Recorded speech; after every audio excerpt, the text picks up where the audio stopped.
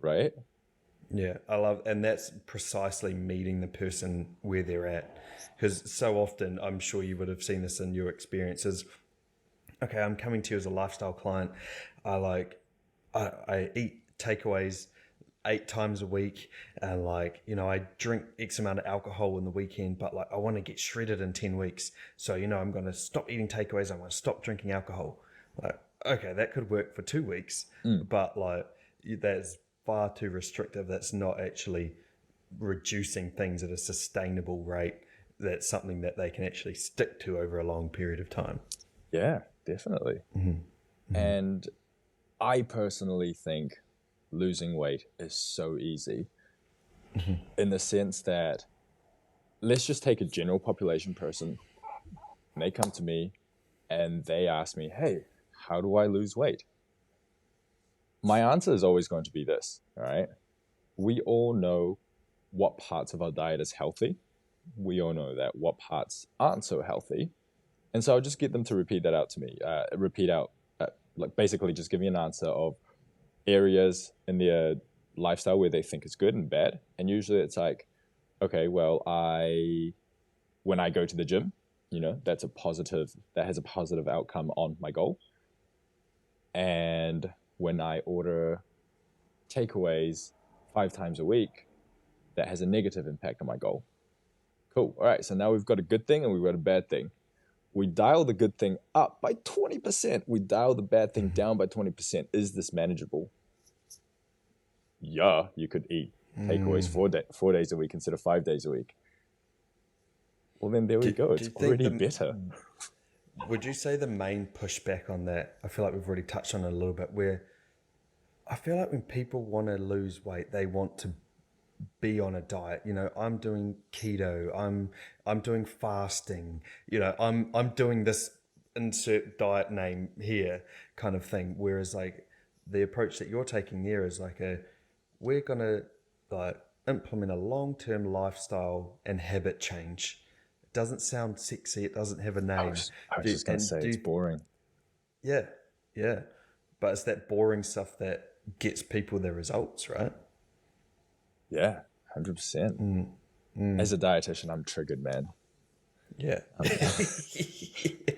What the fuck is keto? Yeah.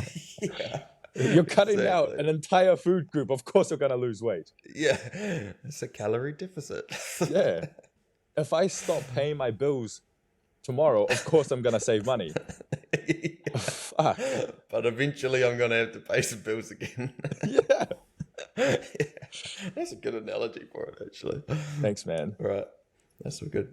Are you confident that we fulfilled that side quest? Yeah. Thank you. So we can pull it back to the quest before that, the main quest? Yeah. My OCD so the main quest. Yeah, no, this is good. Systematic. I like it. Yeah. So the first one there, Main where we quest. delved down the rabbit hole, was based upon this person starting a diet and it's too restrictive. So then they inevitably get cravings and probably fall off the bandwagon. Where would you say would be another area that this person would like not hit the mark in, so therefore not reach the goal that they wanted to reach? Mm-hmm. Well, then I guess it comes down to not knowing what they're eating. Yeah. So I know I opened up with a super vague answer that no one wants to hear. I probably should have gone with this one first. No, this is good. Eating the wrong foods. Fuck, how much sexier does that sound? That soundbite. Yeah. Eating the wrong foods. Thumbnail. Do you eat wrong foods? And what I mean by that is, it's not like eat these 10 foods to get shredded, but more so in terms of calorie density. Let's take a fruit, for example. Just an average handful serving of fruit, right? About 100 calories. How much would that fill you up compared to 100 calories worth of oil, which, for reference, is about 2 teaspoons, right? Do you mean 100 mils? Did I say 100 mils? You said 100 calories. Oh, yeah, no. Is that right? Yeah, okay. So 100 calories I of fruit and 100 calories of oil. Yeah. Right. How fast can you eat an apple? Not super fast. Not super fast. No. Yeah. But 100 calories worth of oil, I could just slurp it down. It wouldn't be very nice, but I could do it. Absolutely not. But let's take like a bowl of soup, for example, right? And I put in a tablespoon of oil. Are you going to taste the difference? Probably not. Probably not. Maybe if you're looking for it, yeah. If I added in 2 tablespoons of oil, you're going to taste it? Still probably not. 3, okay, now we're just like taking the piss, but you get my point. Right. So choosing the wrong foods, a really big example. All right, let's get even more tangible with this. You're using cooking oil rather than spray oil. Yeah. Right. When you pour that bitch into the pan's flat, right? So you don't actually know how much you're pouring in because it just keeps disappearing. So I find that when most people pour oil into a pan, what they think is 1 teaspoon is actually closer to like 2-3 tablespoons. Yeah. So just by by minimizing how much oils and fats that we use, we can, I guess, practically lose, some weight just by doing that. Yeah. And fat specifically, why would we focus on fat specifically for people who don't know about calories and macros and stuff? So a gram of protein has about 4 calories, a gram of carbohydrate, 4 calories, a gram of fat, 9 calories. So, and what would be some typical fat sources that people might just snack on or add in? We got oil, that's an obvious one. Yep. I'm going to cook up some chicken, so I pour half a bottle of oil in and not realize that it's a whole bunch more calories. Where are some other areas where fats kind of sneak in?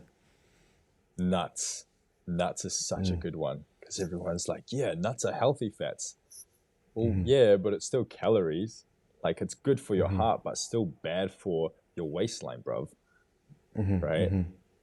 I mean, okay, still consume these things, right? They're still healthy fats that are good for your health. So the recommendation isn't to not eat fats, but rather reduce the total amount of fats that you're having, and of the fats that you are consuming, make sure that they're more healthy fats than unhealthy fats. And it's almost the main thing there is also being mindful of the amount that you're consuming, right? Because you go from 50 grams of nuts to 100 grams of nuts might not tangibly look like a big difference, but in terms of the calorie input that you're having, it can be massive. So whether you, I don't know, maybe have a quarter of a cup or you weigh it out or something, so you have a designated portion of this thing rather than blowing out your calorie intake without even hardly realizing it. Yeah.